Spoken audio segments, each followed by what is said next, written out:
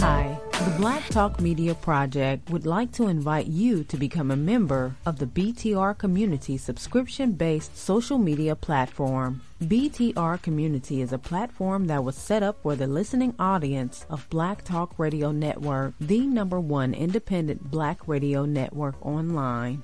For just $24 per year, your subscription gives you access to an interactive space to share information with like-minded people with your privacy guaranteed.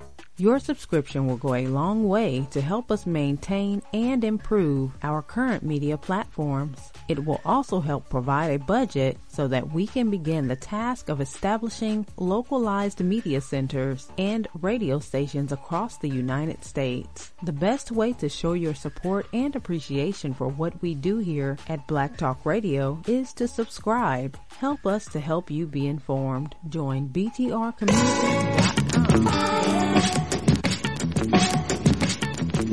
The views and opinions expressed by callers, guests, and hosts do not necessarily reflect those of the Black Talk Radio Network and Black Talk Media Project. Black Talk Radio is new black media for the new millennium.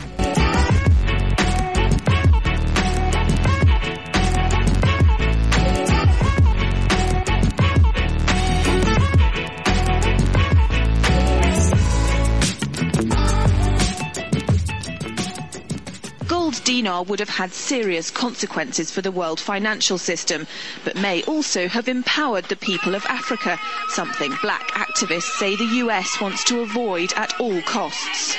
We're slicing cake.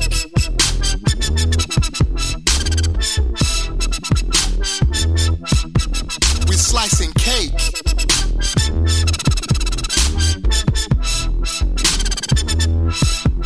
We're slicing cake. Say the US wants to avoid at all costs. We're slicing cake. Say the US wants to avoid at all costs. We're slicing. Gaddafi didn't give up. In the months leading up to the military intervention, he called on African and Muslim nations to join together to create this new currency that would rival the dollar and euro. They would sell oil and other resources around the world only for gold dinars. It's an idea that would shift the economic balance of the world. Countries' wealth would depend on how much gold they have, not how many dollars they trade. And Libya has 144 tons of gold. Welcome everyone to Thando Radio Show, brought to you by Black Talk Radio Network. I'm your host, Dave from LA, coming to you live from FEMA Region number 6. Today is January the 26th, 2018. We have a live show for you today. And, you know, in our entry, that entry is so powerful if you really listen to it. Towards the end, when it talks about a country's value will be determined in basically how many assets it has, not how many dollars it trades. What that really means is this: not how much debt it passes on to other people to service, not how much debt and destruction by way of economic destruction that it weighs. Is not giving worthless and getting priceless. That's what that statement really, really means, and that's so, so true.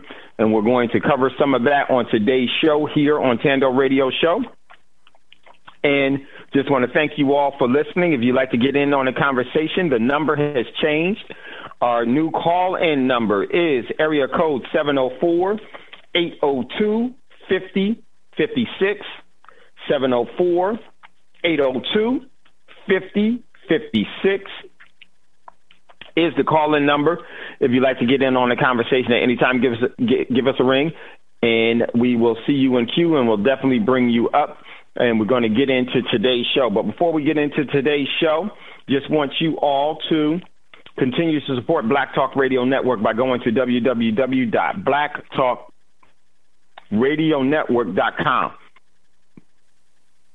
And when you go there, you will see the donation prompt that you can hit to support this grassroots organization, because it was truly created for the people. It was not created for the mainstream sponsored propaganda. This is why you don't hear any major mainstream commercials, because there is no sponsorship that this network has accepted from the mainstream propaganda.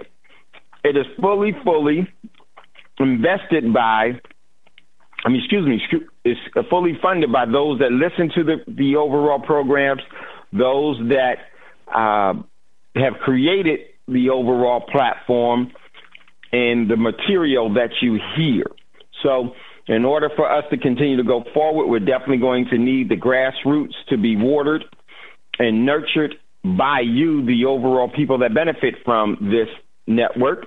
So please make your financial donations to the network, no matter how big or small. It's all greatly appreciated, and it all goes to supporting keeping Black Talk Radio Network and all of the programs that are brought to you by this network on air and continuously broadcasting Monday through Fridays and sometimes on the weekend.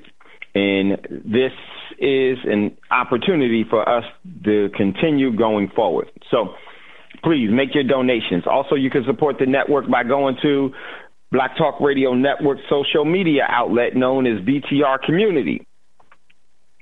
BTR Community is just that. It's a social media platform where you can engage in all of your social media activities that you are accustomed to from the different platforms that are actually not beneficial to you, such as Facebook,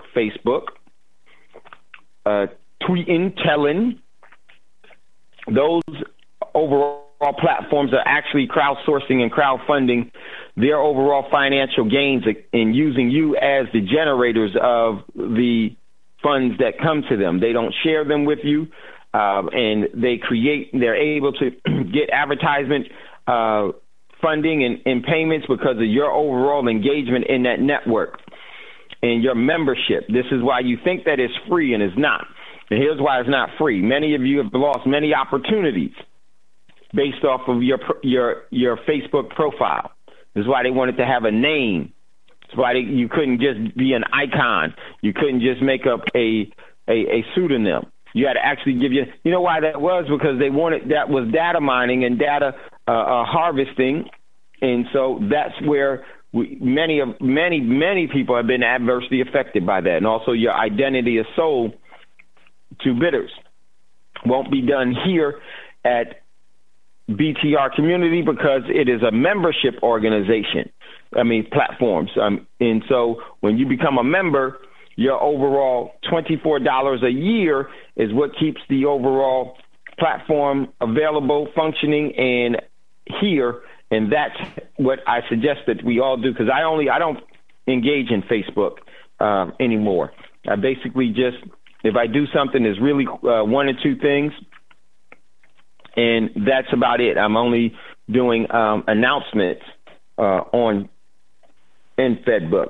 I'm not posting in Facebook because regardless of how many people are there, it's now I see, and I never really wanted to get on to Facebook. And the reason why I did get on to Facebook because during RDP, some of the, different members had asked me to do it, and I said no, and they said it'd make it easier for them and everything else, and I went ahead and did a profile, and I really do regret doing that because I wasn't on, Facebook for a lot of reasons, but made the sacrifice for, and was able to put some good information out for people because it was convenient, but I don't want to sacrifice what is necessary for what is convenient. Won't be doing that anymore.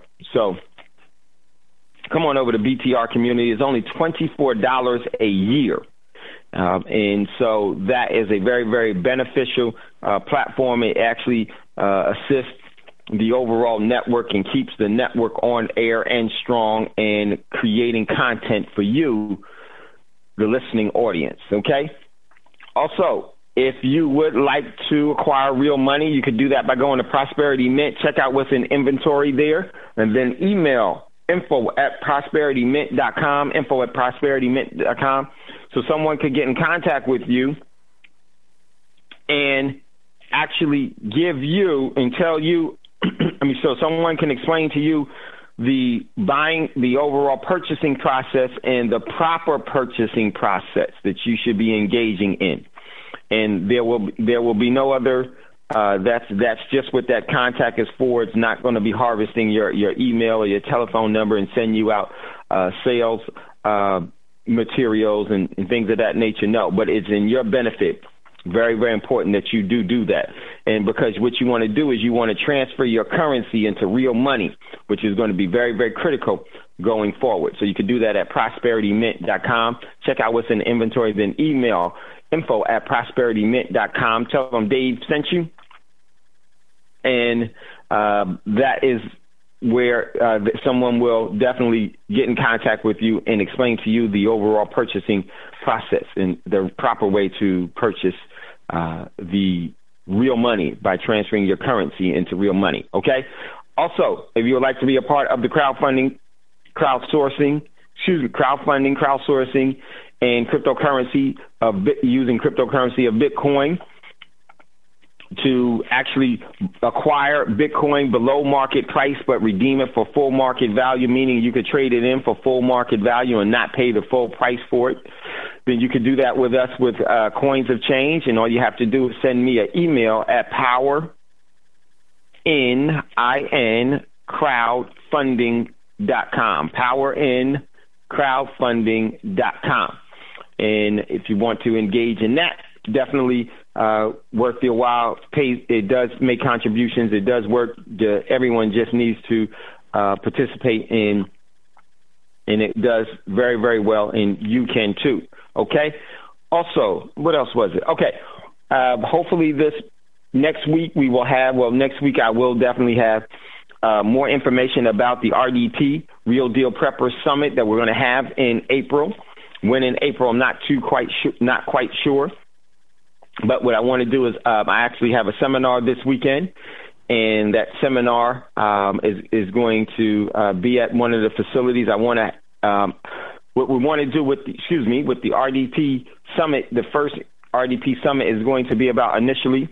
It's going to be multifaceted, but what's definitely going to be on the agenda is firearms safety and firearms training. We wanted to actually give proper firearm safety measures for you, and to actually teach and train you how to effectively utilize the tool of a firearm, because there's so many reasons why you need to do that, and the significance of that is real.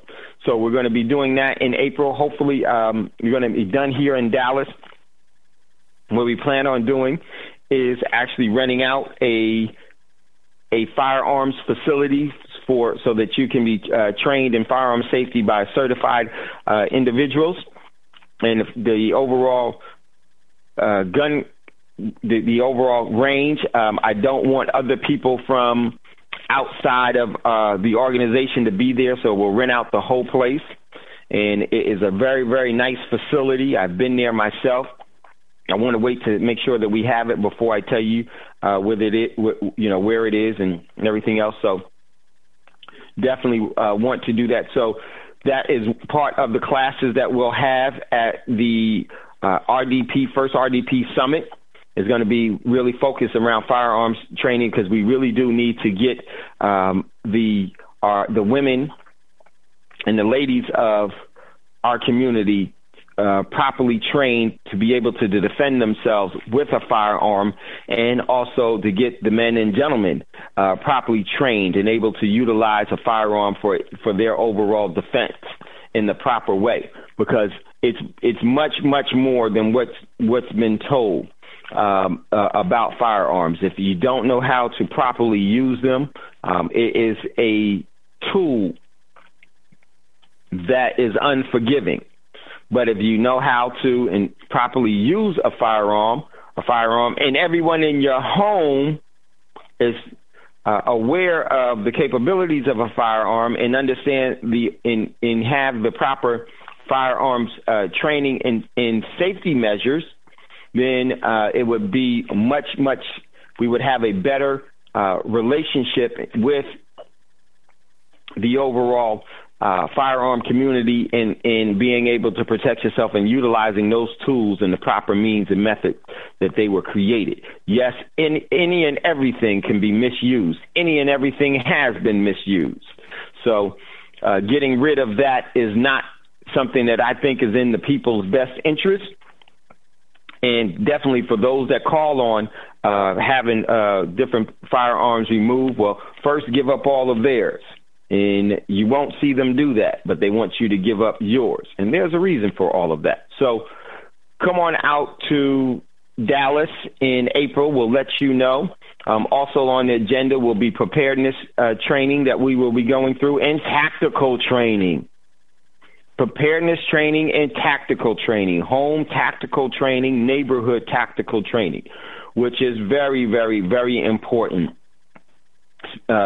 And I think that my overall goal is to establish where you can go back and satellite RDP in your community so that whenever some adversity happens, you can be the first responders before the so-called malevolent authorities arrive with their malevolent agenda. So want you and your family and your community to be as safe as possible and be able to rely on each other, especially for the things that are going to be happening in our unfolding and will be happening in the near future. So that's going to be the RDP Summit, and it's going to be in April, and we'll get you the overall pricing. I want to keep the pricing under $300 per person, and give you the full itinerary, and it will definitely be worth it. So come on down, regardless of where you are in the country or in the world. This can be a beneficial thing for you all, and then this is where you can really start to synchronize your overall response so that you can seize on opportunities. Okay, so that is in the works, and we will have further. And I want to get everything pretty much done next week and have it all presented to you all, the price and what some of the things on the agenda, and the agenda can expand from there. So looking forward to that, and actually we'll be working on that this weekend. And my man Scotty says he has another announcement. Yeah, go ahead, Scotty. Greetings, Dave, and greetings to all the listeners. What's up, brother? Hey, I'm doing the best I can under these current conditions. Hey, just wanted to let everybody know that you can now get the podcast. Now, we rather you come to blacktalkradionetwork.com to listen to the podcast, but you know, you may be traveling or something and you're not able to access it, even though you can pull up the platform on a smartphone or any kind of device. As long as you got an internet connection, you know, you can visit blacktalkradionetwork.com. It will adapt. But some cars, well, a lot of cars are coming out Wi-Fi connected, and they have the TuneIn app built in. And these TuneIn apps also come pre-installed on phones. And so now you can not only just listen to the live stream and also when Auto DJ is on, but the digital radio stream, but now you can also listen to every podcast, because we now have a listing that pulls up on TuneIn that pulls up all the podcasts as well. So, you know, we're just increasing our distribution and doing everything we can to take the message of Black Talk Radio to the world. So that's new. It just got approved in the past 24 hours. And I want to let everybody know. That's a big accomplishment, but definitely I would love for everyone to go to Black Talk Radio Network and download the podcast from there. But that is another tool and something that's, another tool and option that we have for listening to Black Talk Radio Network and all the programs that are brought to you by Black Talk Radio Network. And also another thing before we move into what's in the news, part of the proceeds that will be given to BTR community, not BTR community, the Black Talk Radio Network, are from the, man, I'm tired, from the funds that are raised for the RDP Summit. And so we will be making a contribution to Black Talk Radio Network. And so that is something that we're definitely looking forward to doing going forward. So make sure that you're there, and we will give you that information Some of you have been contacting me about it. As soon as I know, it will be there. And if hopefully it will go the way that we plan it. The facility is a first-rate facility, a first-rate facility in the country. And this is some of the things that I think that we need to really be doing. And then also from that, we can start to strategize and build a satellite program for when you go back home and to start to get other people and get them involved, and so that we can be the first responders to different crises or situations that adversely affect us in our community. And I'm going to tell you that spreads off into all forms of things, business and everything else. This is where you start. This is a great, great opportunity. We just have to put actions behind it to seize it. That's the only thing it needs, okay? Every seed needs to be firmly planted. And then it needs to have all of the other components for its germination and its support to do that. That's what our overall objective is, and hopefully you'll be a part of it. And for those, regardless, we're going to do it with the many, the few, or whomever is there. So looking forward to doing that. All right, so let's jump into what's in the news. First article. In today's show is the topic of today's show: an abrupt currency alteration or replacement will bring the great impoverisher. Because I think there's going to be it already has, but an abrupt currency alteration or replacement is in the future. And when that happens, ladies and gentlemen, I don't want you to be caught off guard or adversely affected. I want you to seize the opportunities of that. And what you do now is critical to ensure that that will happen, because it is unfolding as we speak. So, first article comes from what is that? Antiwar.com. Ex-CIA official: South Korea has very strong concerns U.S. might attack North Korea. Now, real quickly, why are they saying that? Because they already they are telling the world, hey, the U.S. is planning on doing this. Let me tell you why. Because they're not going to back the U.S. anymore. That overall relationship, in my opinion, is gone. There may be factions within that to induce a coup, because you know how conniving the U.S. government is. I'm pretty sure that is the case. But the overall sentiment and the overall temperament is moving towards the unification of Korea. So definitely check out that article and what it means. Next one I posted, this was a YouTube video about disabled children in affluent in affluent neighborhoods in affluent neighborhoods throughout the country, or in one particular region of the country, and I believe is New York City. The disabled children of the affluent families are getting, the state is giving them private schools, while the children of low-income individuals aren't giving anything at all. Only way that this stops, ladies and gentlemen, is one way. You create the environment to where you say no in a whisper, and you don't have to scream, march, picket, boycott at all. You whisper your overall intentions and your overall expectations, and the economy listens, because it has to. And the only way that happens is when you control resources. Other people that control resources and they tell the economy what to do, why are you mad? We can't be getting mad at them. We're just not doing the overall fundamental, very easy things to do. We refuse to be our own beneficiaries. We refuse to be our own providers. We refuse to create our own. And that, in anything outside of that, is just an excuse, because it can be done. The overall desire and the energy and action put behind it is the only thing that prevents you from achieving it. Achieving it. Wow. Tired. Been talking too much. Yeah, go ahead, Scotty. Yeah, you said out of New York, right? Yes. Okay.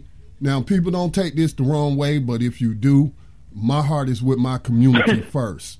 Okay? Yes. Now, I understand that the United States oppresses people worldwide, and I understand a lot of immigrants come here from south of the so-called border because of the destabilization efforts, namely the drug war creates a lot of violence in those countries, and they come here. So now you got right now in the mainstream media, and they talking about some DACA, the dreamers and all of that.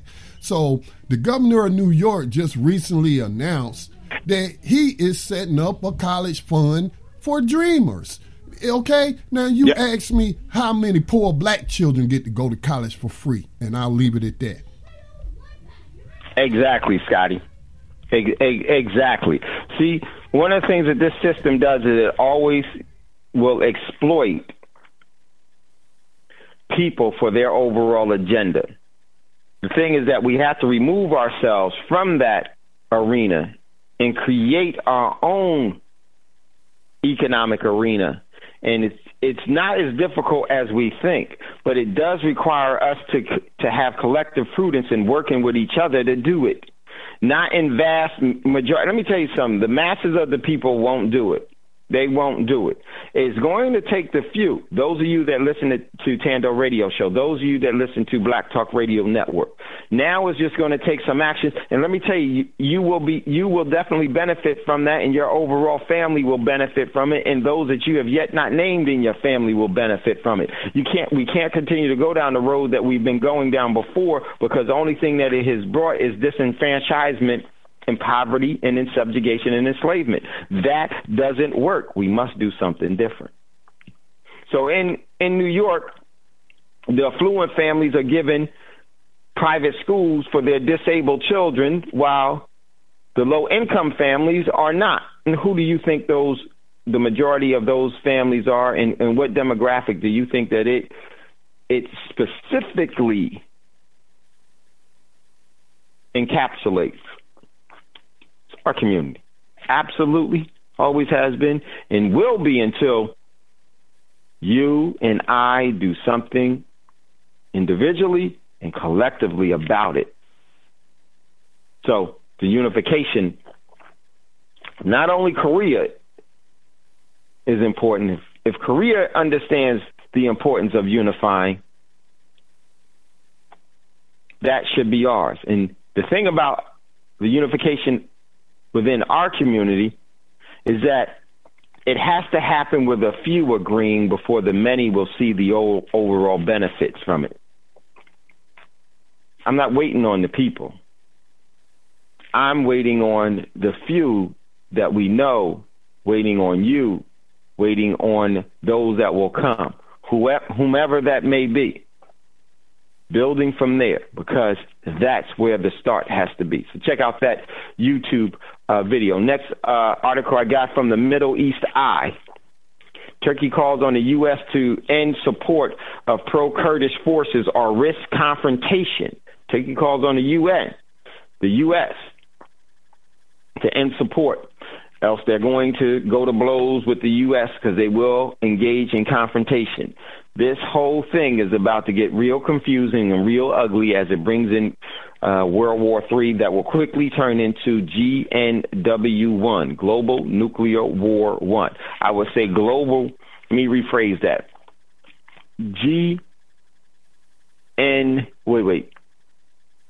GTNW, Global Tactical Nuclear War 1, which will also encompass Global Nuclear War 1 as well. So I believe I have definitely see that tactical nukes will be the preferred weapon of delivery during the next military confrontation that is on a global scale with in a world war setting. So check out that. Next article comes from Active Post, Global Crisis Event. The weird keeps getting weirder. Hopefully we'll get to some of this article, which we will, because we definitely have to. And it's going to be one part of today's show. So check out that article. Next article. Excuse me one second. Next article that we have You can hear my computer. Next article comes from Philly.com. Philly sues opiate drug makers over role in public health nightmare. And believe me, this is all a part of the plan. This is all intentional. It's all purposed, and and there are reasons and fulfillment of methods to obtain the overall objective that is set forth. This is extremely intentional. Check out that article, and it's only going to get worse. Check out that article. Next article I got from RT International, Russia Today. South Korea takes legal action against the United States over excessive tariffs. Well, here comes the setup, y'all. Not only will it be South Korea. See, this is critical. South Korea would never think about taking legal actions against the U.S. in the past. I don't think, on the scope and in the depth of which they're going to be doing in the future. It's setting up precedents not only for South Korea, but all of the world. And that is what's being set up. But especially now, I'm not surprised, because this is going to be one of the galvanizing forces for the reunification of Korea, which has already taken place. And I think that it's going to be announced. And when it's announced, oh boy. Next article comes from the Middle East Eye. U.S. pushes for new sanctions after reports of chemical attacks in Syria. Here we go with that again. Check out that article. Next article, this one comes from Stars and Stripes. Henry Kissinger warned senators of systematic failure of world order. We'll take a look at some of that. I think we will today, not quite sure, but check out that article that we posted there as well. Also from Anti-Media, Iran just proposed a path to peace in the Middle East, but will anyone listen? No, because the U.S. and Israel wants to push, the Zionists wants to push the overall war agenda, and they're going to get their way because they are committed to their executing their free will by actions. Well, they don't yell and scream and talk. They plan and initiate. Huge difference. So check out that article. Next article from Lying Like a Fox News, a.k.a. otherwise known as Fox News. Henry Kissinger calls for North Korea nukes. Most immediate challenge to international peace. Kissinger calls North Korea nukes. Most immediate challenge to international peace. Yeah, international peace on the scale and in the process, scale and posture that was already created, to where you would have the U.S. dollar hegemony and the U.S. hegemony over the world. But the overall system is going to make sure that it uses war and depopulation as a means to maintain control of to maintain the control that they have over resources, because you control countries with oil, you control the people of the world with the resources of the world.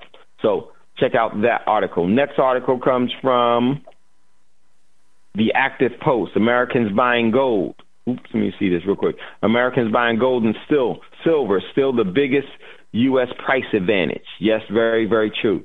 Here in the States, while you still can, there is an advantage to you buying or transferring your cash, your currency, into real money of silver and gold. Here's what it is. You don't have to give as much of your currency up to acquire, but that will not be the case in the future. It will be almost virtually too expensive and almost virtually impossible if you don't strategically place yourself accordingly, okay? Because it's a resource that actually controls the economy. Next article comes from Russia Insider. RT, Russia Today. China unveils huge plan for Arctic with Polar Silk Road on the way. Check out that article. Next article from Professor's Confession. Education's departments are fraud. Check out that article. And the last article from RT. Syrian Kurds seek Damascus protection as Turkey Erdogan vows to return Afrin to owners. So that's the articles that are what's in the news. How much time we have? Oh, we got. Okay, cool. So we're going to go ahead and get started. If you'd like to get in on the conversation today, give us a call, and the number is 704-802-5056. 704-802-5056. Once again, it's area code 704-802-5056. Scotty, I'm going to post, because I know you said that the audio sometimes, if you're there, if you're not there, I'll just play it myself. I want to post something from Ron Paul that it's a quick video to start the overall show. I want you all to hear this. Let me put this in here and give Scotty a chance to download it. So give him a chance. I meant to do it earlier, forgot to let you know and post it. So I just posted it there, Scotty. If you would download that, if you could. If not, don't worry about it. I can play it. No, I got it, Dave. I'm here. I'm here. I'm just waiting on it to load. Thanks, up. Hold up. Yeah. So once we do that, we're going to jump into today's show. And let me just give you the premise. I really do want to point out some of the events and trends that are happening so that you will not be as adversely affected by these trends and these adversities. This is why we do what's in the news. This is why we do the show. And today's show is really about the abrupt currency alteration or replacement. What I mean by abrupt alteration, alteration is where it will totally change, where it will no longer have the purchasing power that it has, because it will not have the overall global demand, or it will not have the global confidence.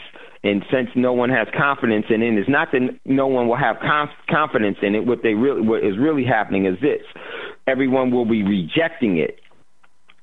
They will be rejecting it for their currency that will be strengthened by assets. In other countries' currencies that will be strengthened by assets, the U.S. will not have the assets to back their currency, even though the U.S. does have assets, but all of it is going to be claimed in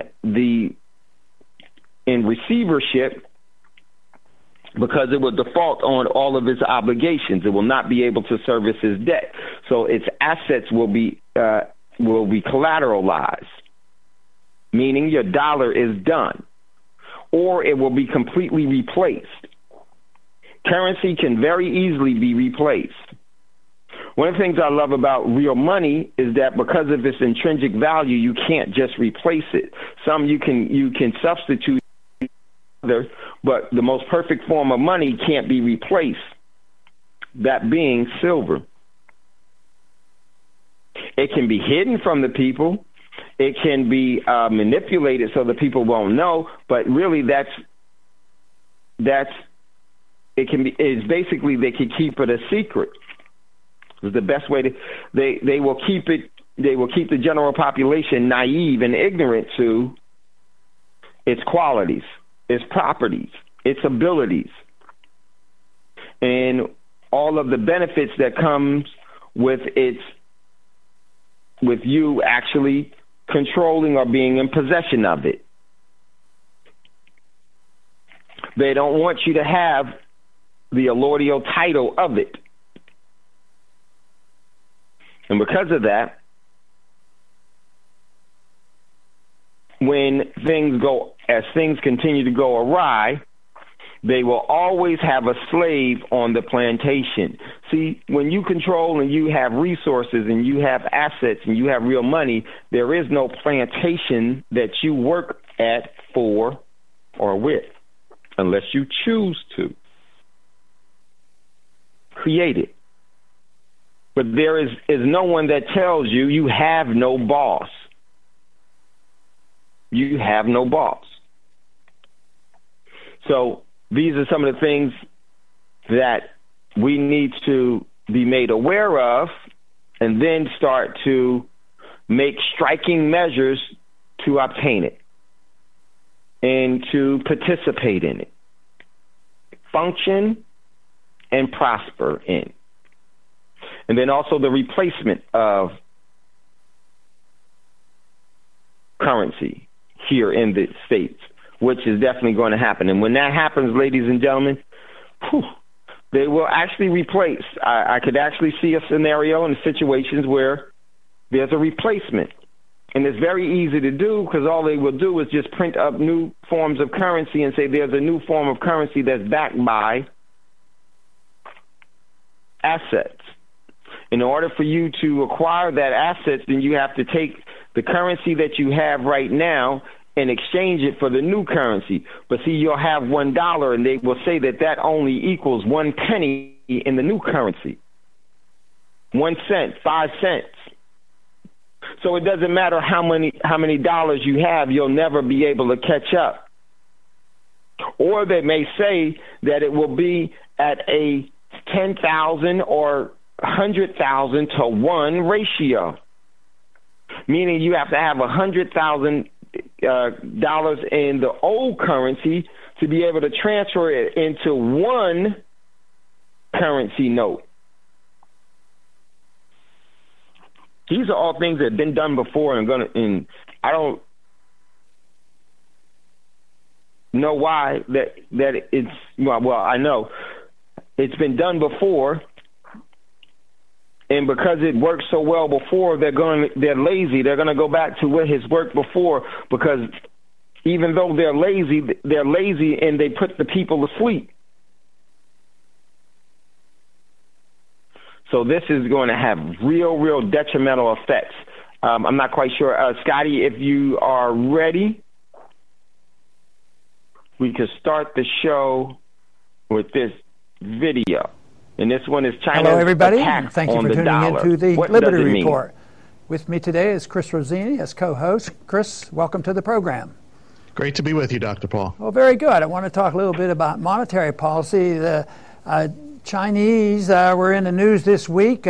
There was an article out there where they were threatening, we're not going to be buying as many treasuries. We might even sell some treasuries, which stirred up the markets. It pushed interest rates up, and then later on we saw an article that said, well, maybe they're not quite ready to do it. Anyway, that's a potential. They've talked about that for years, and the Chinese are not completely happy with our monetary policy, our system, and the dollar reserve standard, and they have threatened to promote their own. And at the beginning of this year, and it's ongoing now, they have a futures contract that's backed by gold and oil, which is very important because if it catches hold, that will be a challenge to the dollar. It will cause the dollar to go down and interest rates to go up. So we're looking at a situation now where interest rates have moved up. I like to watch, the 10-year bond yields, and it looks like the bottom of those yields are the top price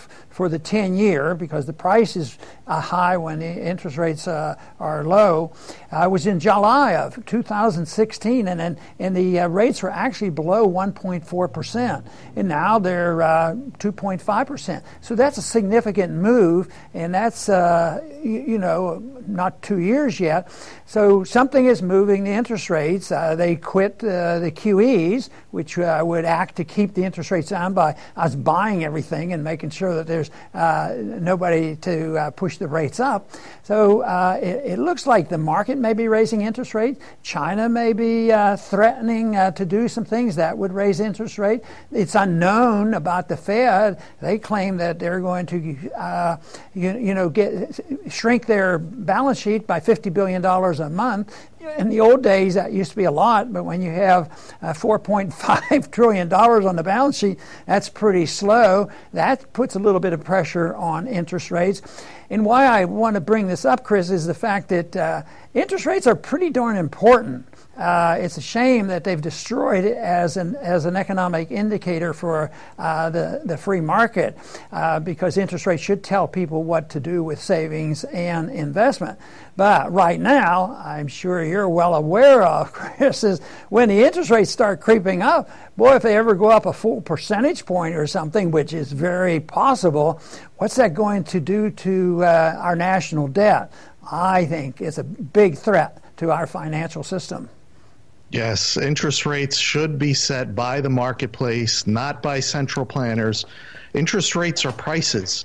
And prices are supposed to be accurate. They're supposed to tell us the truth about the supply and demand of a situation so that you can make good decisions. And in the case of interest rates, they're supposed to give us an accurate picture of savings that have been put aside that won't be spent, that can be invested. Well, with the Federal Reserve, it's all falsified. It's all fake, and they keep the rates artificially low. People make investments that should never be made, and we've been through this so many times just in the last decade with the stock market, with the housing market, and as you mentioned, once the rates go up, all the bad investments are exposed on a massive scale. All right. So, and we're in for that, Dr. Paul, once again. Yes, and I think it's fascinating to watch what the expectations are when interest rates go up, because it has been said for years that the gold is going to be under attack as soon as the interest rates go up, because gold, of course, doesn't pay interest, and therefore, if the dollar's starting to pay more interest, people will not buy gold, but they will buy dollars, stay in dollars. But here, with this emphasis on what looks like an increase in interest rates, gold's been doing quite well. And I remember very clearly what happened in the 1970s. Interest rates went as high as 21%, and that was when there was a big bear market or bull market in gold, with gold reacting to the breakdown of the Bretton Woods, gold going from $35 an ounce up to $800. So this whole idea that rising interest rates will be damaging to gold is not necessarily true. I think interest rates and what's going on and the threat by China and Russia and some other countries about our dollar, it will knock the dollar down. But the dollar might go down for more natural market reasons, and the dollar has gone down. This past year, it's down over 10%, and it's probably going to go down another 10% this year. And then that, of course, is going to increase prices of a lot of things. It will increase prices of imported goods. It'll increase prices of things that are internationally, based on the dollar. Gold, for instance, it's in dollar terms, it's going to go up, and gold has been doing pretty well. Same way with oil. Oil, I think, went down below $30 for a short period of time. It's up to $64 now, so it's moving along, and it all may represent this whole idea that there's talk about alternative currencies. There's talk about people buying less of our treasury bills, and then on top of that, the Fed is talking about selling off some of their balance sheet.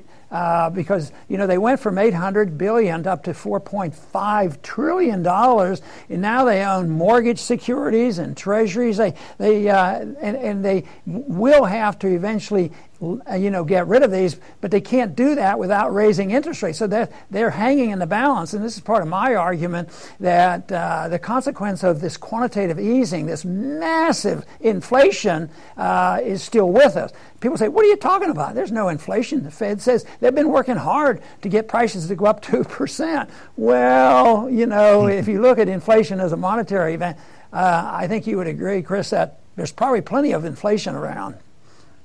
Oh, absolutely. I know from my own bills, they never seem to go down, that's for sure. But with regards to, as our central planners bumble things, over in China, I hate to say it as an American, but they're doing the smart stuff. They've been accumulating gold. They're our major creditor. They manufacture everything. And probably most importantly, they're not conquering the world, bankrupting themselves militarily. And this reminds me of what America did prior to the world wars, which they should have never been involved in, but they were. But they let the Europeans knock themselves out militarily, and here came America with all the gold, all the credit. We were the major manufacturer, and Europe has never recovered since then. So the Chinese are just sitting there biding their time as we go in the wrong direction, unfortunately. Yeah, and one of the principles of inflating a currency and lower than market interest rates is that you can't predict where that money is going to go, and that's why the CPI is going up faster than they'll admit, but it still isn't going up like it was in the 70s, and it reassures people and reassures the Fed, don't worry about it, there's no inflation.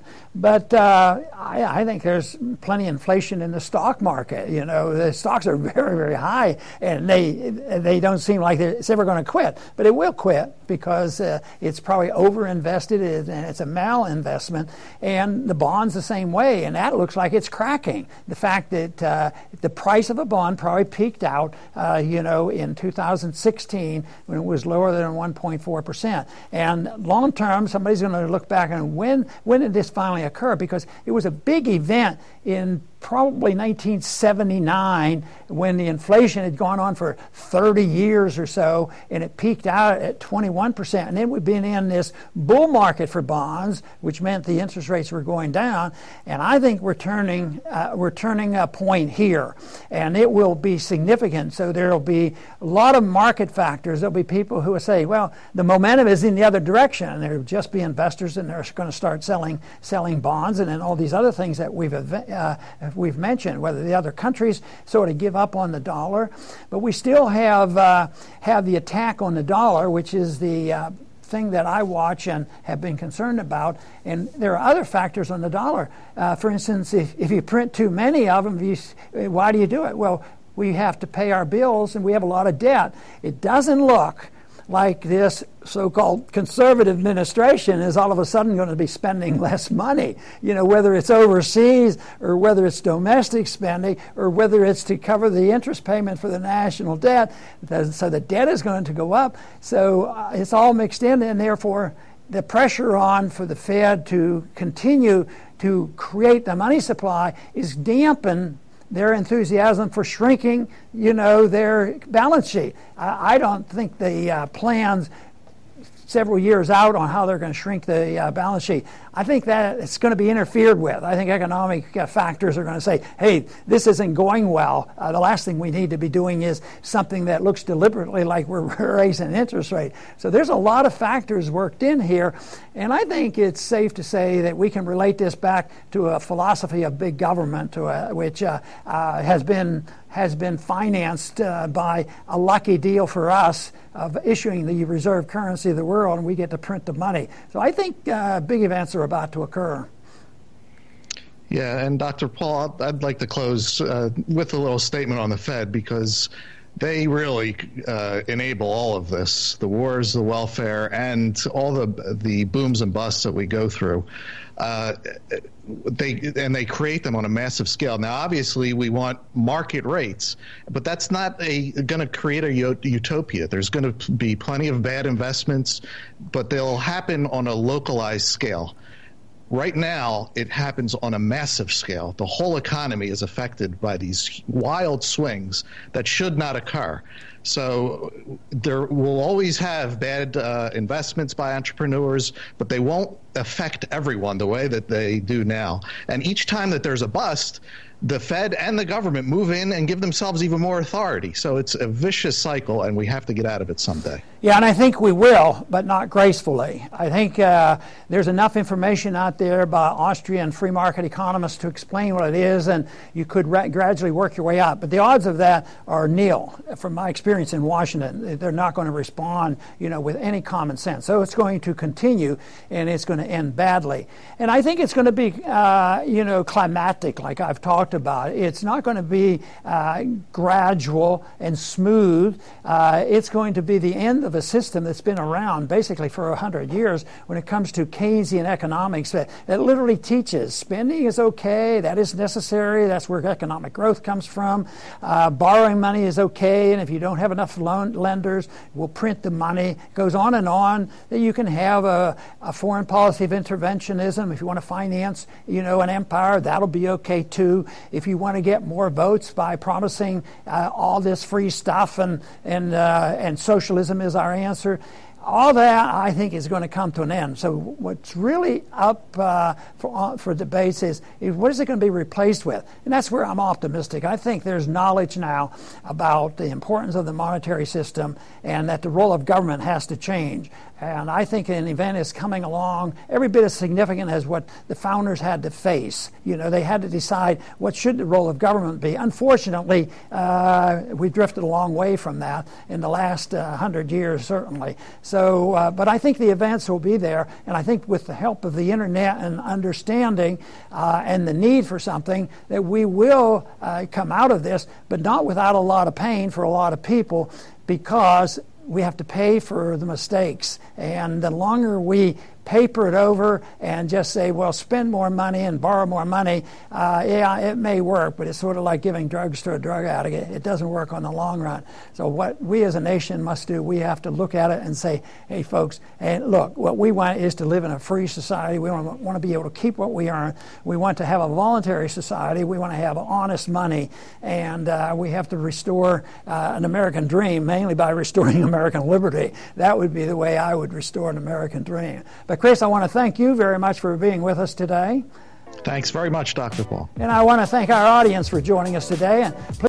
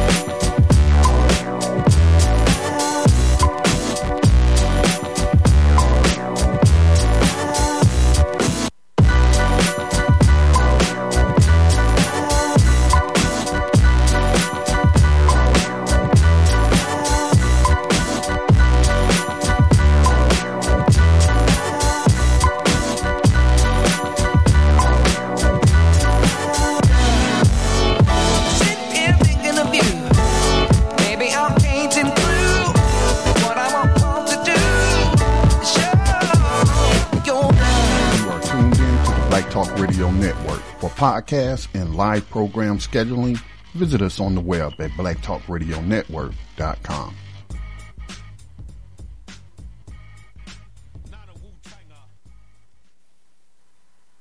Okay, welcome back, everyone, to Thando Radio Show. Just before we went into the commercial break, that was Ron Paul, the former congressperson, and I played that for a very specific reason because it was some things that you wanted you to hear and wanted to lay out. And I do definitely agree, not with everything that Ron Paul says, but in premise, yes.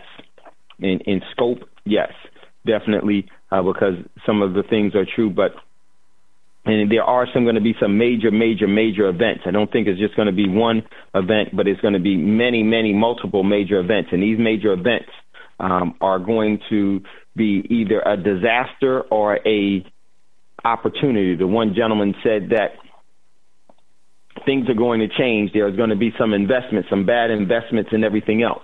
But also there's going to be some great investments, and this is what I'm doing is I want to put on the side of seizing the opportunities. And what that means is that and for me, what that means, I'm not saying with this individual, when this economy explodes and implodes, there are going to be very viable, good businesses that will still have the overall good business, the overall importance and critical factor to the economy, but the overall owners of the business will not be in a position to maintain that business because they didn't prepare. And that's going to cause an opportunity to be had for those of you. And this is some of the things that we'll be talking about and presenting to you all at the RDP Summit. And we have to seize on those. But you have to position yourself. Because if you won't position yourself, you'll be just like the overall business owners that didn't prepare for what's coming. And you won't be able to seize on those opportunities. What will happen is that you will be responding from the crisis as a victim of it. And that's not what I definitely want to do. So we'd love to hear your thoughts and opinions about that. You could give us a call at area code 704-802-5056. So one of the things, Scotty had posted here before, but Scotty's there. Scotty, did you want to chime in? No, you can go ahead and read that, Dave. Okay. Yeah, Scotty has said this. If the U.S. Inc. Treasury sold China the Treasury bonds to fund their wars, but it wasn't only their wars, it was actually their debt. They sold them those bonds to be able to service their debt and to keep them going. And to allow them to financially solvent to maintain their overall dollar hegemony. And it was really a smart move, what China really did. Then it is incorrect, in my opinion, to call it China attacking the U.S. Very, very true. When the bonds are theirs to sell, the U.S. Inc. then should not have sold all those bonds to a country so you can transfer currency to the war profiteer. Yes, exactly. That is definitely it. And one of the things was that China was wise on this whole thing. What China did was this, is they realized that how do you defeat this overall this dollar hegemony is very easy. And how do you replace them? Very easily. You give them the drug that they are overdosing on. And this is why China did purposely buy the debt. And then what they did was they didn't buy the debt to save in it. Most people get cash and they save in it and they think that they're rich. Maybe rich, but you have no wealth at all. And at the time when the bell tolls to let you know that is, you better not be holding all of those pieces of paper, because then that's all they will be. So here's what, in my opinion, what China did. It was one of the wisest things to do. And what Russia did was one of the wisest things to do. What Russia did was that they allowed the Soviet Union to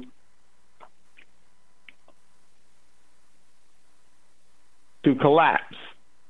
But it was a strategical move by the Russians, because they can unwind the Soviet Union and maintain Russia. But when the U.S. goes, because now the empire has fallen, it will be totally disassembled. And its overall remnants of it will dissipate, because all of the untied states of America will be claimed by other nations, except for those that prepare. Those that prepare the way you should be preparing, and those that are preparing the way that the orchestrators are, through assets.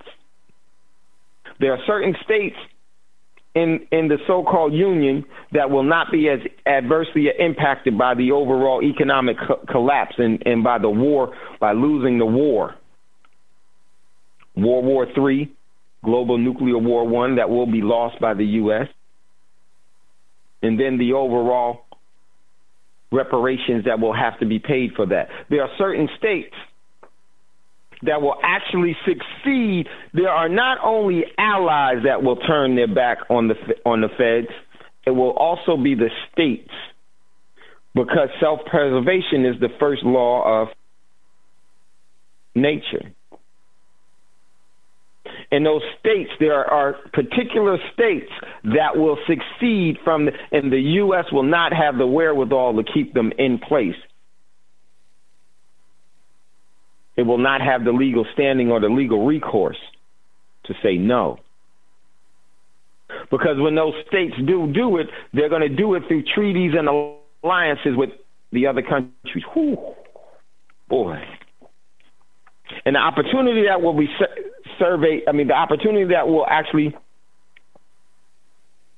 will come about from that, and the services that will be able to be obtained from that, and the paradigm shift that will happen from that is going to be extremely beneficial and prosperous to those that prepare.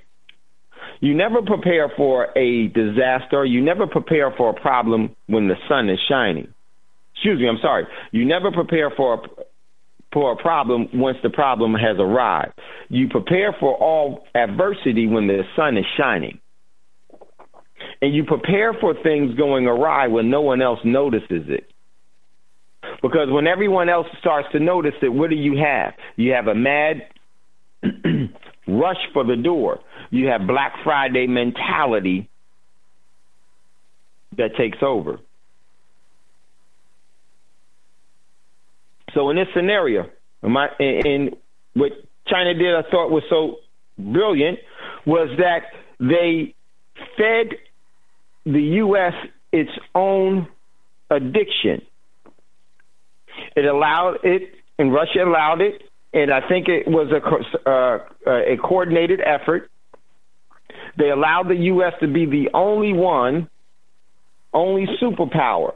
And in being the only superpower, what do you think by being the only superpower? You would think that the world is yours. There is no one there to do what?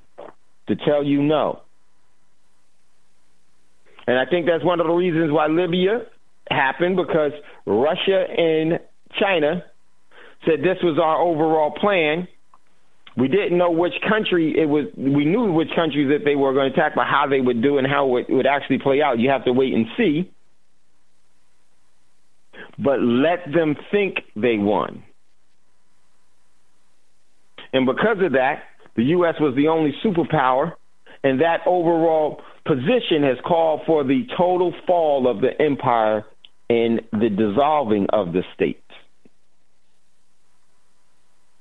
Because it became extremely arrogant, which it already was. Extremely aggressive. And it bullied the whole world into position that it wanted them to be. Now, by doing that, what did they do? They had no counterbalance. So the whole world despised them. And what did they do? They started to develop economic zones that were going to be challenging and taking down that overall dollar hegemony. And it worked to the T. Here's what happened. It worked to a T for a reason, because when China was buying the debt, they were taking the U.S. debt and transferring it into an asset. They weren't saving in it. Their overall response, what do you think, we're stupid? We're going to take this debt instrument and save in it and give you a credit card, and we're going to pay the overall bill for your overall consumption and consumerism? Do you think we're stupid? No, we got other plans. What we're going to do, we're going to buy your treasuries, and then we're going to use those treasuries to acquire assets and buy assets.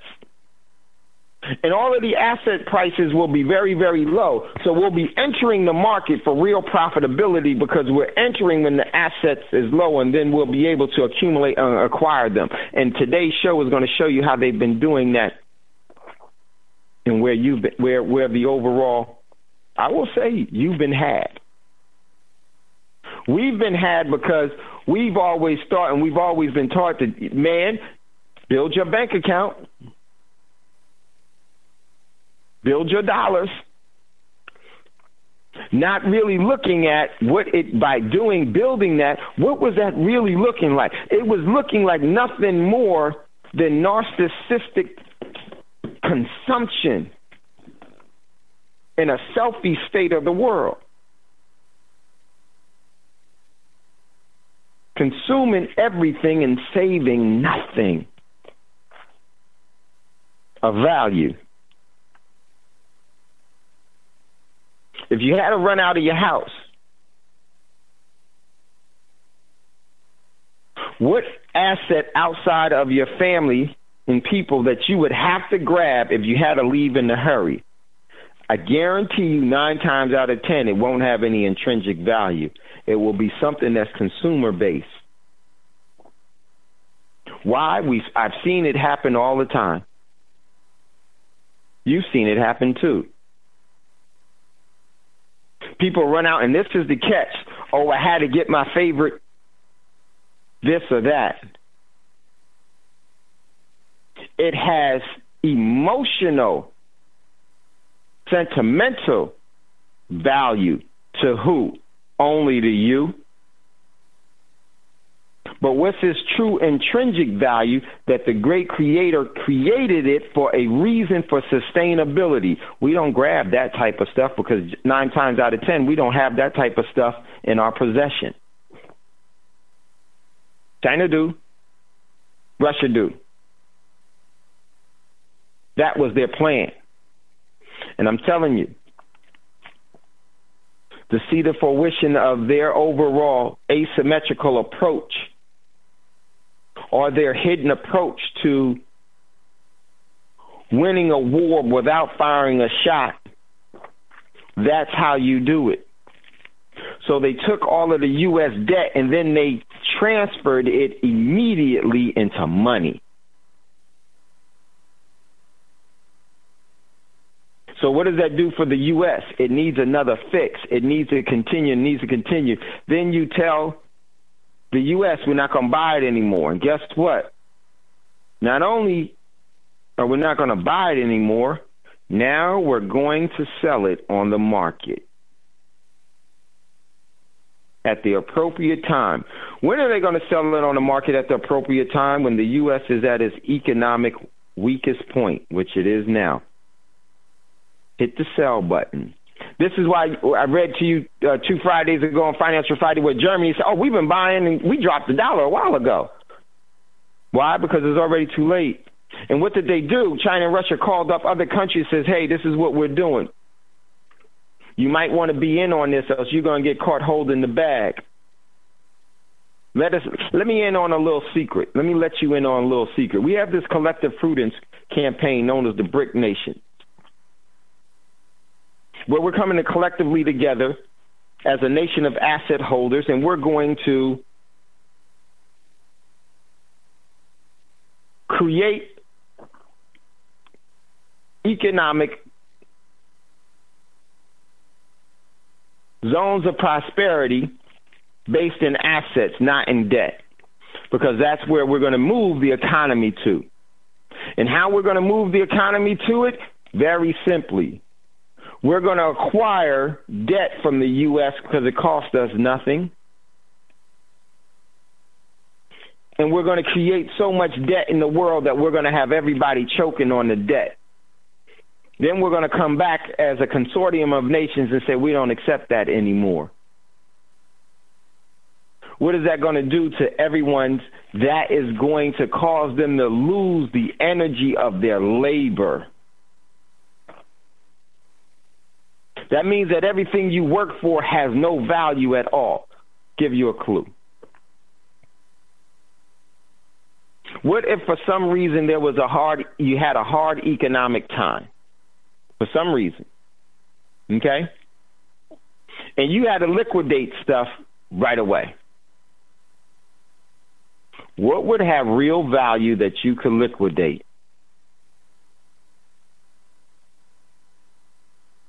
Look around.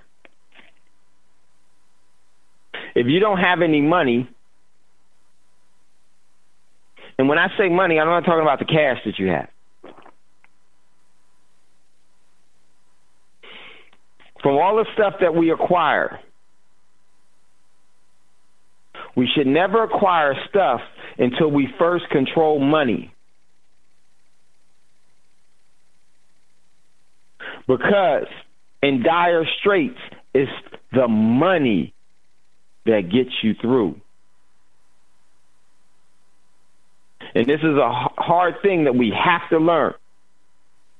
I had to learn it. You have to learn it. We have to learn it. Then we have to live by it and put actions behind it. And if we do, then we will do just like China and Russia have an asymmetrical approach to protecting ourselves from bull stuff.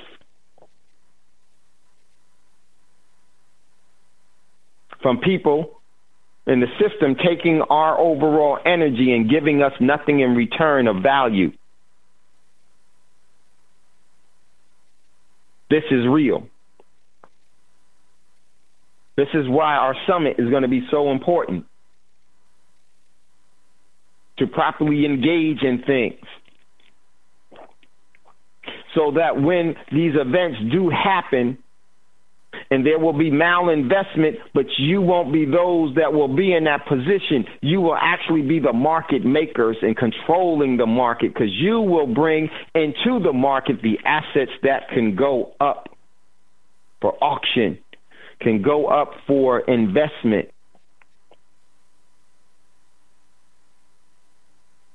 And I'll tell you how that works, how that could work in April. It's not for the masses. Because with the masses comes more of the mental anguish and instability in the burdens of the past and the burdens of the future and the burdens of now. It comes to closed minds.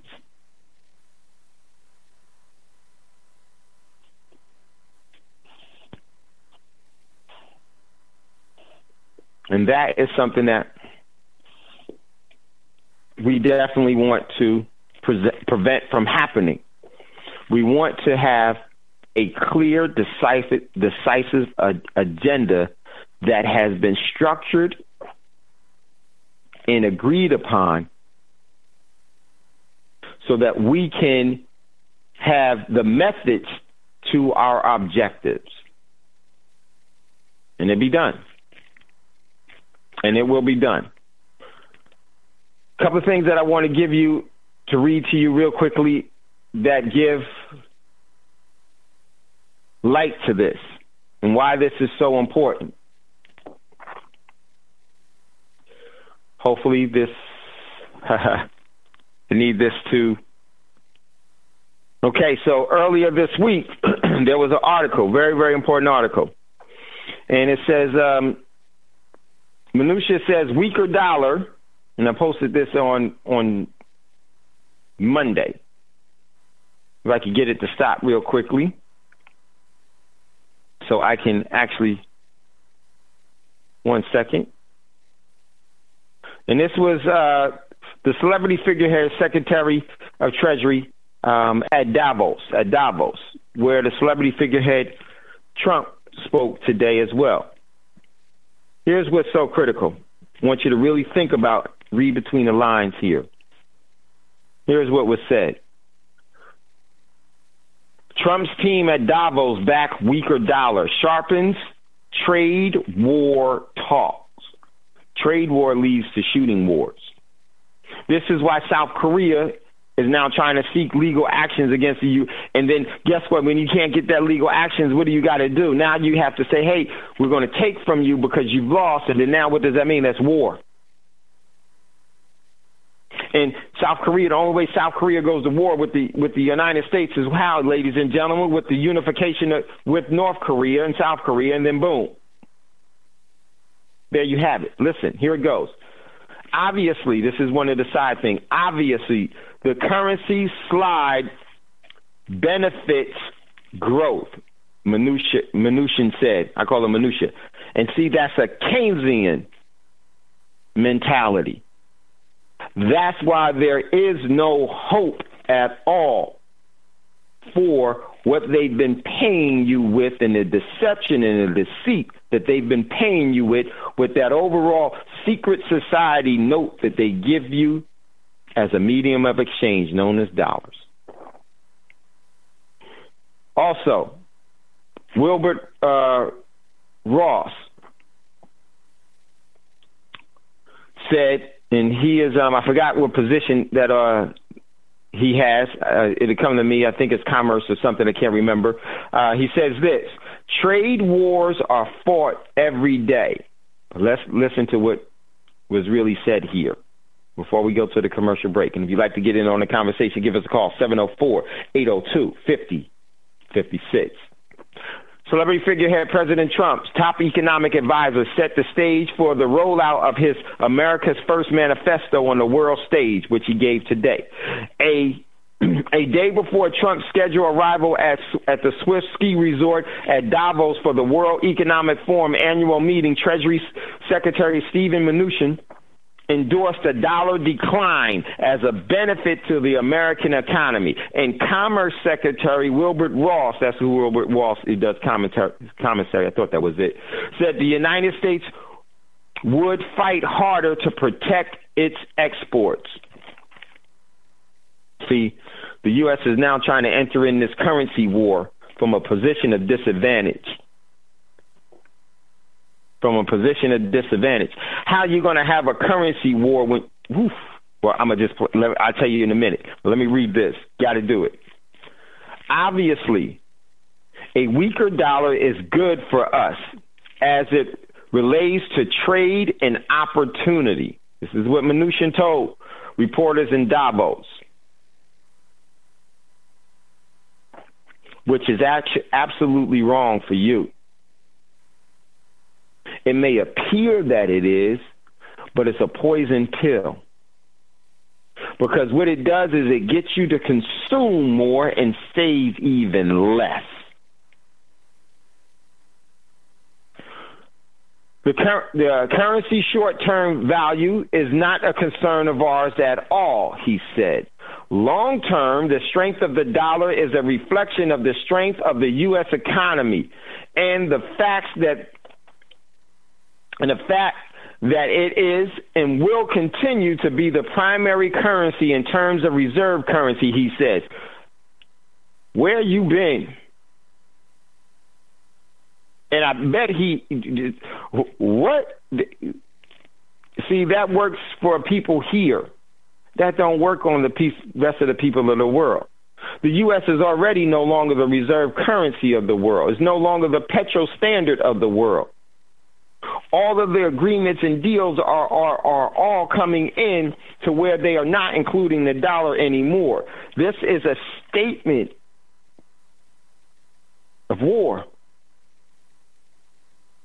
Because the only way the U.S. could ever be the reserve currency and petrodollar now is that it has to win a world war.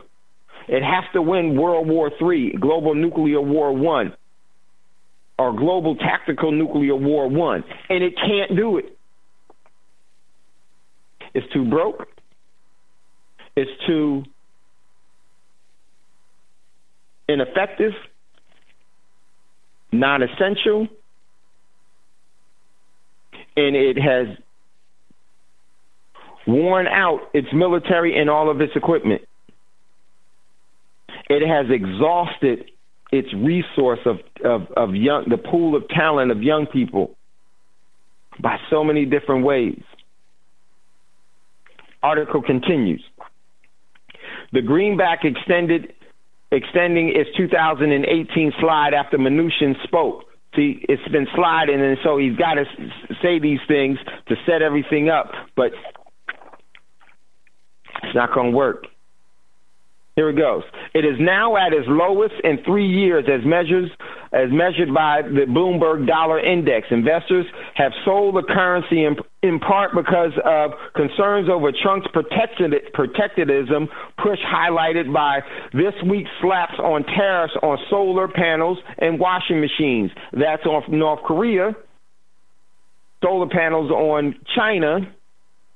Protectionism is against the world. That means that America First policy. That America First policy means that y'all are going to continue to pay for our debt. You're going to continue to buy our treasury notes and be able for our dollar to have the overall hegemony that it's had before. And the rest of the world says, nah, that's what you say, but that's not what we're going to do.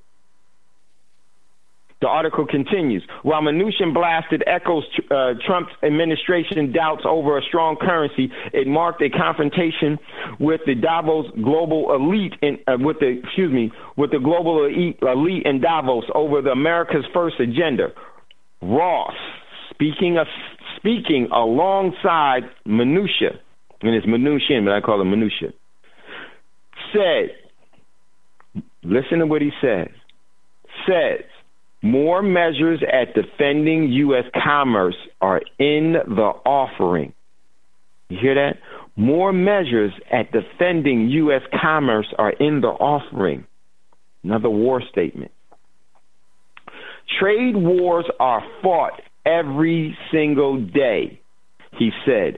So a trade war has been in place for quite a little while. The difference is the U.S. troops are now coming to the rampart. Did you hear what he said? One more time. This is the Commerce Secretary. Trade wars are fought every single day, he said, Ross.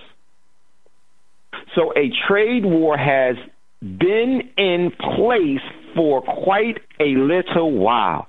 The difference is the U.S. troops, the United States troops, are now coming to the rampart. Remember what he said a sentence earlier. There are more measures at defending U.S. commerce are in the offering. Just told you what the plan is. The U.S. will engage in military confrontation in order to defend or to try to regain what has been lost, because it cannot maintain as a vibrant state without it. So all of the countries that have come off the petrodollar standards, they're going to tell them you're coming on the petrodollar standards starting tomorrow. And if you don't do it, you remember what happened to Saddam Hussein. You know what they said? You know what they're going to respond to? That was Saddam. We're not Saddam. We're not Gaddafi. We're not Chavez. Hey, Dave, you on the board? I'm not on the board. No, I didn't see the caller that's in queue. So what I want to do is, I don't like to keep our callers waiting. We're getting ready to go to a commercial break as my man Roz, hold on 1 second. We'll come right to you right after this commercial break. So listen, everyone, when we come back, we're going to finish this, and we're going to open up the phone lines. If you'd like to get in on the conversation, give us a call. Thank you, Scotty, for reminding me. I was not on the board. The number is 704-802-5056. You're listening to Thando Radio Show. We'll be right back after this quick commercial break.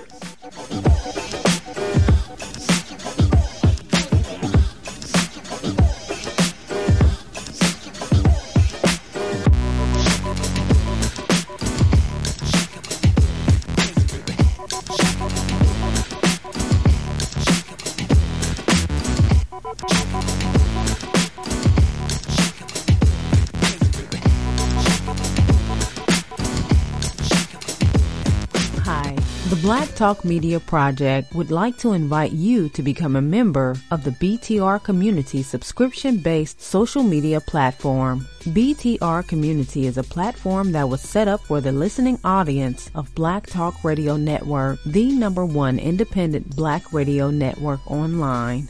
For just $24 per year, your subscription gives you access to an interactive space to share information with like-minded people with your privacy guaranteed.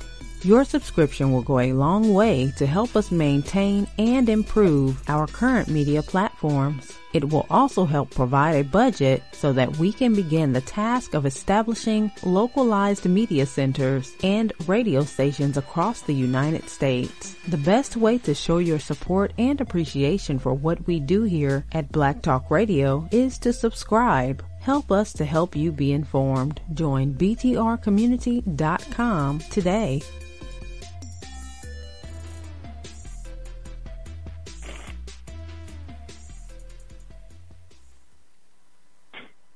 Okay, welcome back, everyone, to Thando Radio Show, brought to you by Black Talk Radio Network. And if you'd like to get in on the conversation, give us a call, 704-802-5056. We got a caller in queue. It's my man, Roz. Roz, what say you, brother? Peace. I had a couple of things. One thing I wanted to ask about, too, but first, I just wanted to say what you were just talking about before the break in regards to America going to war to revamp its economy. It takes me right back. I've talked about this documentary, The Money Masters. If you want to understand the American global hegemony and what has brought them to war, is all about that greenback. And that documentary elucidates it in a way that is just incredible. And this just says to me again, because if you look at China, China is now what America was in World War II, as far as the being the world's biggest manufacturer. All of the stuff that they are doing, they started a very long time ago, and they really had that Go plan in play from a while back. And it's just amazing to see it unfold. And like China's just really doing some things, and in the Koreas that I hope black people are paying attention to. One of the things I wanted to bring up, there was an article I posted in your thread today. I think you missed all the ones I posted, but this one is very interesting. You know what, Rod? hold on. They weren't actually there. Or I needed to, because I didn't see, and I was wondering. I said, man, it doesn't make sense because Roz didn't post anything here. You know, it's usually Friday you do, but I didn't see those. And it may be because I used the same one as I did from earlier this morning. I didn't refresh it, but I will definitely put those out on Monday. But go ahead, Roz. Now, I just find this very telling, this particular article, and I'm just going to read the title and the blurb, and I think you should be able to really get it as well as the listeners. It says, and just listen to the verbiage of what they say, and then I'm going to speak on it. So this is it. It's from Anti-Media, the antimedia.org. Peace breaks out in Korea as North calls for peaceful reunification with the South. In the latest sign in the latest sign that tensions may be easing between the North and South on the Korean Peninsula, on Thursday, Pyongyang's state media issued a rare declaration that Koreans on both sides of the demilitarized zone should work towards a breakthrough in unification. Now, the interesting part is in the very first sentence, peace breaks out in Korea. They're speaking of the Koreans. Right. Not North or South. Right. Yep, exactly. Right. And I'm just like, man, this is just saying quite a bit. And what it's saying to me that black people should be paying attention to is that for all of the diabolical white supremacist machinations that the United States has facilitated, created, and maintained in the Koreas, they finally have come to an agreement that they understand who the problem is, and they're unifying around removing that third-party entity from being a problem to bringing them together. Now, black people tend to see each other as the problem and not the system. They see the system, and they're actively doing something about it right now, which is what says to me that Kim Jong-un better really look out that he might not get some cyanide in his tea or some nicotine, because a lot of people don't know that the CIA uses nicotine to kill people, to poison them. But if black people just pay attention to that, the fact that in one year of Trump managing the affairs of the Corporation of the United States, he has resurrected a unification agenda between the North and South that is unprecedented. And for all that we've gone through on this particular continent for the last 500 years, we can't get each other to agree on supporting Black Talk Radio Network. I think that we really need to pay serious attention to what's happening with the Koreas, because it's a blueprint for the way that we should be thinking, not just here, but globally. And if we can start to focus on the problem, like Neely Fuller, like Dr. Wilson, like Dr. Marimba Ani, and all of our esteemed ancestors and elders have talked about for so many decades, we can rally around that. Now, do North and South Korea agree on everything? Hell no. What they do agree on is we have one major problem, and that problem has stymied our ability to unify. Let's unify around the cause of our problem. If black people could unify around the cause of our problem, Scotty would not have an issue being able to maintain all of the media platforms that he's built for us. And I immensely thank you so much, Scotty, for that. And I just think it's a lot that we should be paying attention to in regards to that, because it's a very, very powerful public statement that they're making together, and I love it.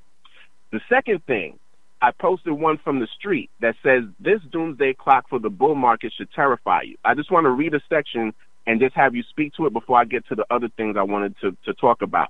So it says here, so the title is, this doomsday clock for the bull market should terrify you. Death to the bull market real soon, suggested one investment bank's quasi-doomsday clock. Bank of America's Bull and Bear Indicator, a proprietary measure of market sentiment, is flashing its highest sell rating on the S&P 500 since March 2013. The firm's equity strategists see a pullback in the S&P 500 in February or March as quote-unquote very likely. To be sure, the indicator is nothing to laugh at. Bank of America pointed out the indicator has flashed 11 sell signals since 2002 and has a quote-unquote hit ratio, or a measure of accuracy, of 100%. I just want you to get into that so people understand what that means, because it's a very powerful statement in regards to the financial stability of the U.S. economy. And once you speak on that, then I'm going to just touch on the other couple of things that I posted in the thread. But I really want you to speak to that. Go ahead, brother. I'll wait, and I'll give you a chance. I definitely will. And then, Roz, I reloaded, and I did see all of the ones that you posted, and I'm going to carry those on Monday because there's some really good ones that are there from the ones that you posted, and very, very important. Now, what Roz was talking about with the bull and bear market signal, and let me tell you what's happening. Right now, the S&P and everything else is going up. This is why they're coming out with their warning. Here's why they're doing it.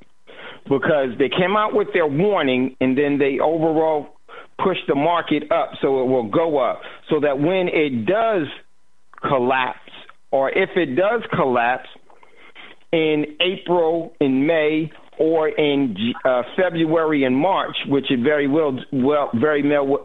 may well do because of this reason only, because as soon as the Olympics is over, a major event is going to happen, either towards the end of the Olympics, right before the Olympics start, and then right after. And what happens is that once the crash completely happens, then they'll come back and they'll say, guess what? We told you that this was going to happen. You didn't listen to us then. Now you better listen to us now, and this is what you should be doing. And guess what a lot of people will do? They'll follow what they say. Whenever they say go left, you go right. Whenever they say go up, go down. And I had talked about this maybe a month ago, about my overall plans with the market before a lot of this was coming out. Said the Olympics is the key. After the Olympics is over, I wouldn't be surprised if all the bullets are going to be flying, and I'm going to position myself accordingly for that. So, in my opinion, this confirms what they were saying, because what's going to happen is that they're pushing the market up right now, and then when the market completely crashes, they can come back in and say, see, you didn't listen to us before. And by the people not listening to us, we need to regulate this even more, and we need to have what Jamie Dimon says that we should have had a while ago. Complete fascist control. That's what they're after. And how they're going to get it is they're going to bring the pain so the everyday person in this country, and everyday person will say, just give it to them, just make the pain stop. We don't have any food, we can't afford food, we don't, whatever they, just end this. And then they're going to say, okay, well, we have a solution for you, and here's what's going to be. You're going to work longer and harder and get less. You're going to have to pull up your bootstraps, and we're going to have to work and make this country great again. We're at war. We need you, and you're going to have to give up some things. We're going to have to fight for art and everything else and all that other. So they work you to death. So that's just my opinion, Roz. So, Roz, go ahead with your next one, or whatever it was you had that you wanted to add. Wait, hold on, Roz. I think we got one more caller in queue. Let me see how much time. We got time. Go ahead. Go ahead, Roz. And then we're going to go to a caller out of South Carolina. No problem. I was going to say, the higher that the market goes up, the crash is going to be a bigger and bigger. And what they're leading towards is the most catastrophic crash that we've ever seen. And that's why I wanted you to speak on that. The last thing I wanted to speak on before I let the other caller come on is this article, which I find to be what we're going to see more of as they transition to a cashless economy. This one is from thehackernews.com. Yikes, 3 armed men tried to rob a Bitcoin exchange in Canada. And I'm going to read the blurb. As many non-tech savvy people think that Bitcoin looks like a gold coin, as illustrated in many stock images, perhaps these robbers also plan to rob a cryptocurrency exchange thinking that way. All jokes apart, We saw one such attempt on Tuesday morning when 3 armed men with handguns entered the offices of a Canadian Bitcoin exchange in Ottawa and restrained 4 of its employees. They held them at gunpoint. They took one person and tried to force him to facilitate a Bitcoin transaction to an address. So we're going to see that. They might run up on you, put that 9 to your gut, and tell you, yo, go to that ATM, put this Bitcoin address in there, and transfer all your Bitcoin. I'm going to blow you out.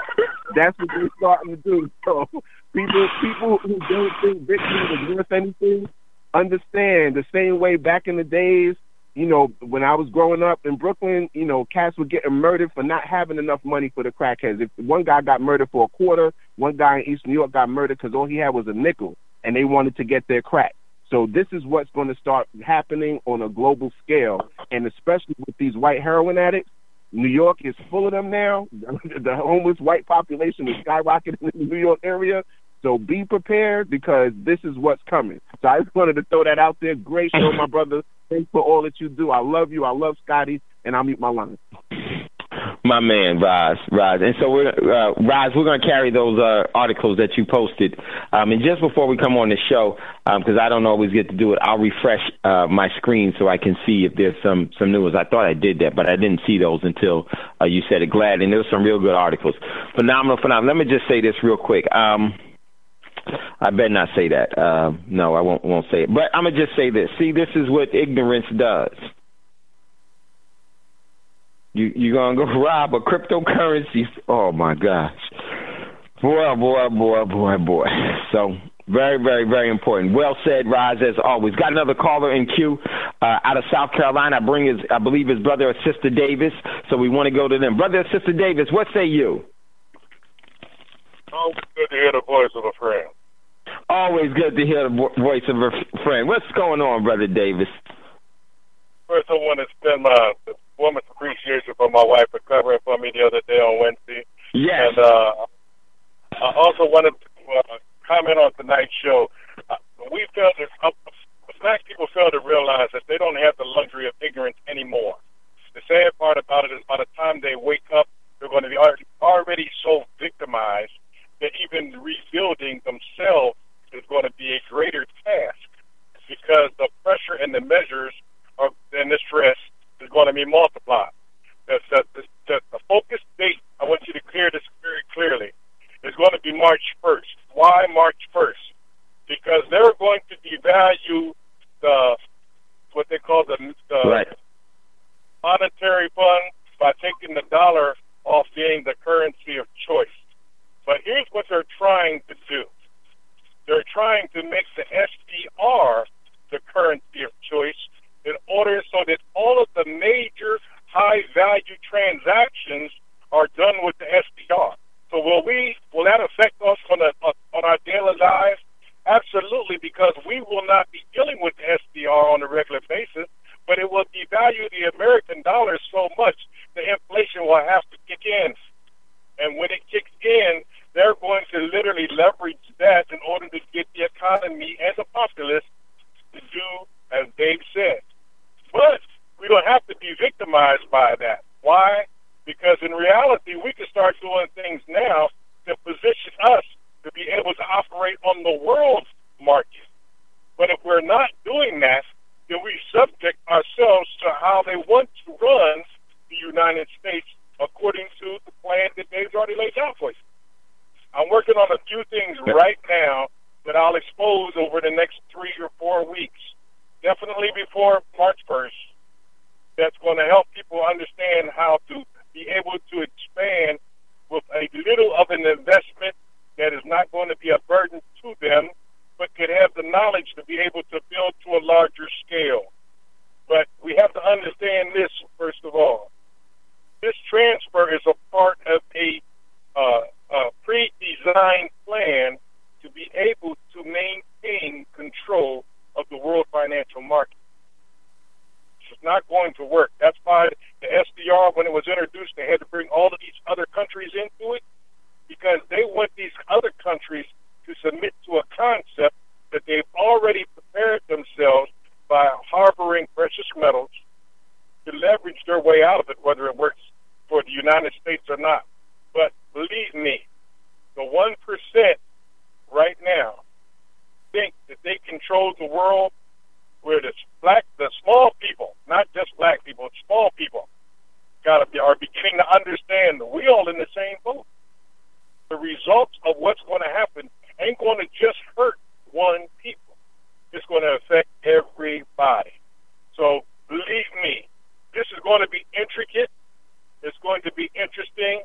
And those who are not prepared are going to be very, very seriously victimized. I just want to add that to your show, Dave. Great show, brother. As usual, I'll get back into the queue. So true. Scotty, real quick, do we have, Scotty, if you can, do we have another show coming on after Thando? Let me know, Scotty. So what we're going to do is I had cut Roz. I know Roz had one Dave. other. I'm sorry, Dave. Scotty? No. Usually there's a show to come on at 9 o'clock, but they did a pre-recorded and it's going to be issued as a podcast, so there's nothing coming on after you.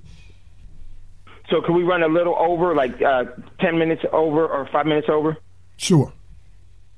Okay. All right. Great. We're going to go through. Okay. So we got another caller in queue. I'll go to Thomas and then I'll go back to Roz right after that. Welcome, Thomas. What say you, brother?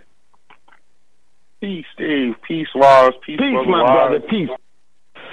Scotty, I got you next week. I get my first check from this new job on the 31st. I will be joining the job and making a contribution as well as promised before the month ends, but it'll be on the 31st, my brother.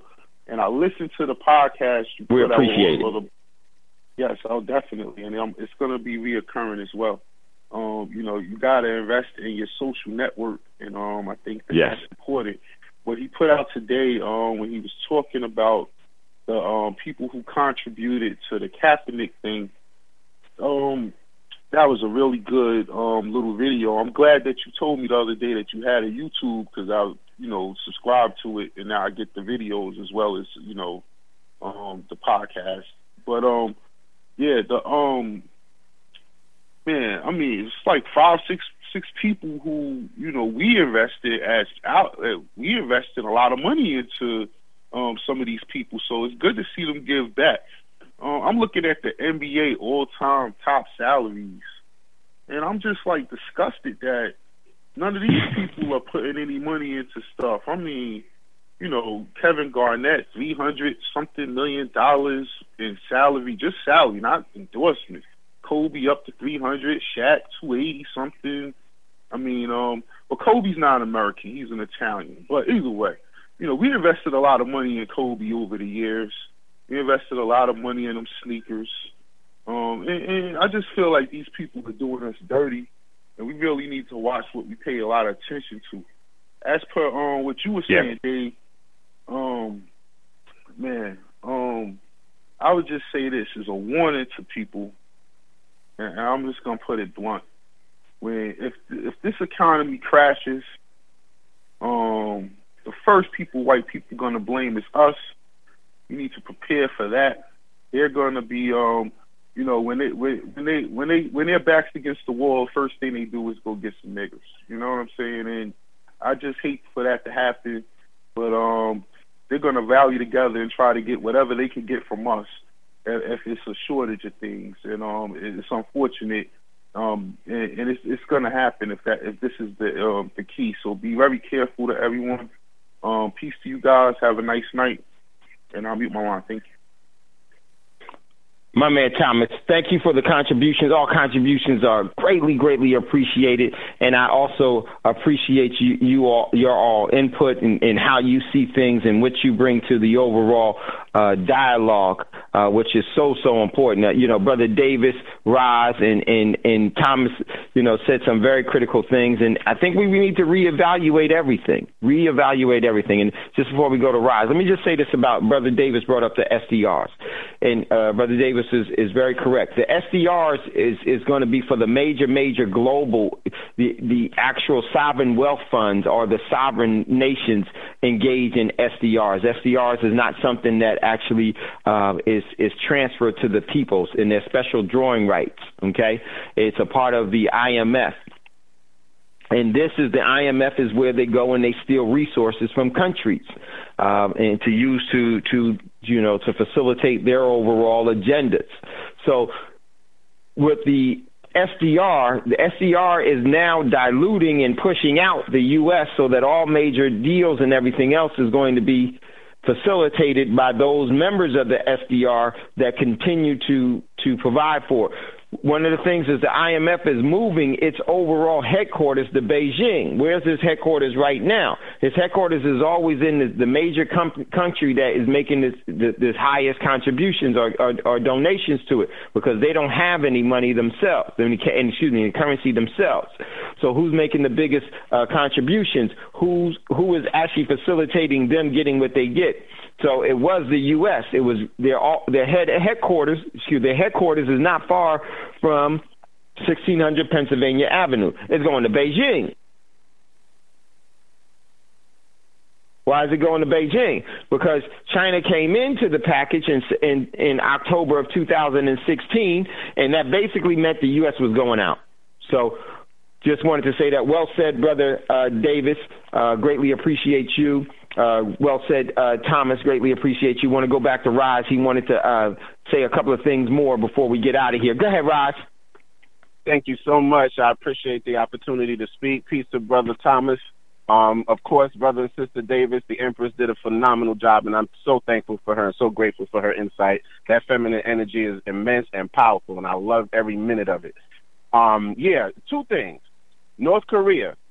I'm just going to speak of an African proverb that I said before. It's one of my favorites. If there is no enemy within, an enemy without cannot harm you. That is what you're seeing with North Korea. They're making sure that there are no enemies within, so that the enemy without, that's been stoking the flames of beef between those two countries, can no longer have the effect they had. Black people, get on your grind. Let's make it happen. We should be thinking the same way. Second thing, Brother Davis, he elucidated on something really powerful too. He talked about us getting our knowledge base up and making changes to our function so that we can be in a position of advantage and less abused in the system. And that's another African proverb. By the time the black man, the African, learns the rules of the game is over and everybody already going home. So if we can get on this early, we can put ourselves in a position where we will be less abused, and if we can create that nationwide network that we're building with the RDP Summit, and we're able to do these types of things, we'll be able to set up our own network independent of their system. I almost said a bad word, their system, in order for us to really put ourselves in a better position. So let's learn the rules of the game early. And let us be ahead of the curve, and let us be going home by the time everything hits the fan. Thank you so much, Brother Dave. Peace and love to you and to everyone who's listening and who's called in. Much love, much respect to you all. So, hey, everyone, great show, and I greatly appreciate you all. And I want you to, whatever you do, whatever you have, put aside some of it for you to save in real money and save in real assets. Real money is food. Food is money, but it's not the most perfect form of money, but it is money. Okay? Water is money, but it's not the most perfect form of money. You should be having that.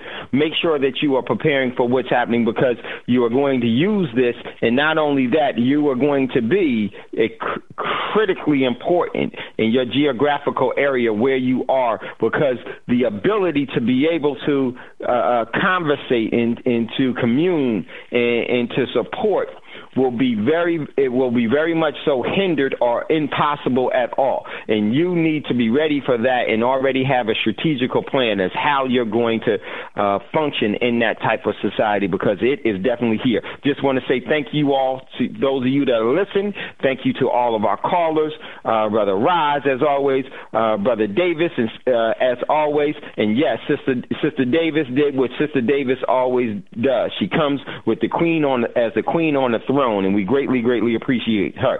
My man Thomas, as always, great input and everything else. Scotty, thank you for you. And once again, everyone, is never goodbye. As always, we'll see you later.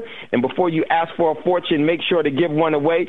My brother, my wise counsel, Brother Bragg, if you would be so inclined to chime us out. But thank you. Much love, much respect. Peace, everyone. We'll talk to you soon. Peace, peace.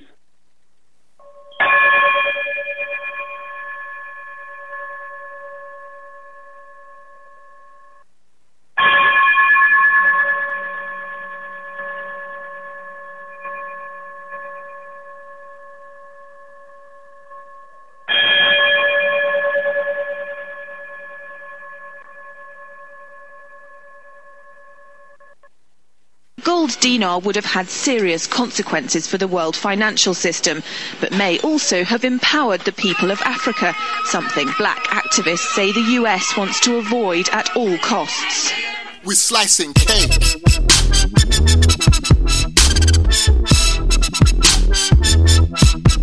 We're slicing cake.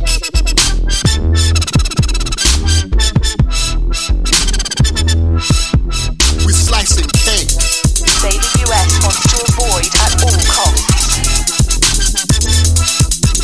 We're slicing cake. Say the US wants to avoid at all costs. We're slicing. Gaddafi didn't give up. In the months leading up to the military intervention, he called on African and Muslim nations to join together to create this new currency that would rival the dollar and euro. They would sell oil and other resources around the world only for gold dinars. It's an idea that would shift the economic balance of the world. Countries' wealth would depend on how much gold they have, not how many dollars they trade. And Libya has 144 tons of gold,